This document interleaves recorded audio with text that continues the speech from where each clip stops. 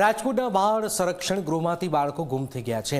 બાળ સંરક્ષણ ગૃહમાંથી 11 બાળકો લાપતા થતાં જ દોડધામ મચી ગઈ છે। બાળ સંરક્ષણ ગૃહ ખાતે ઉચ્ચ અધિકારીઓ દોડી આવ્યા છે।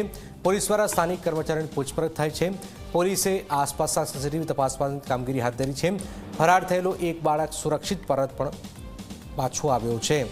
11 બાળકો એક સાથે ગુમ થઈ જાય છે। દોડધામ મચી ગઈ, લાપતા થઈ જાય છે। પોલીસ પણ આવી, એક બાળક પાછો આવી ગયો, પણ 10 બાળકો ક્યાં છે? આ સૌથી મોટો સવાલ છે।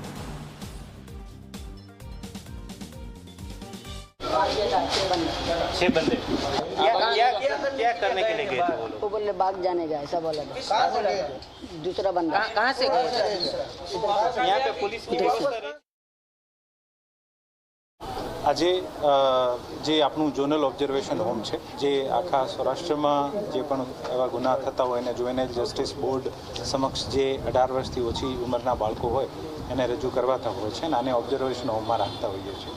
આ ઓબ્ઝર્વેશન હોમમાં લગભગ 11 બાળકોએ જે છે આ સવારે આ હોમનું એક જાળી જે છે જે ખૂબ જ મજબૂત સ્ટ્રોંગ જાળી છે અને સમહાવ તોડીને 11 બાળકો નીકળ્યા છે। આમાંથી એક બાળક પરત આવી ગયું છે અને બાકીના જે 10 બાળકો છે આને શોધખોળ કરવા માટે પોલીસ અને તમામ તંત્ર જે છે આ પોતપોતાની રીતે આને આઈડેન્ટિફાઈ કરવાનો પ્રયત્ન કરે છે।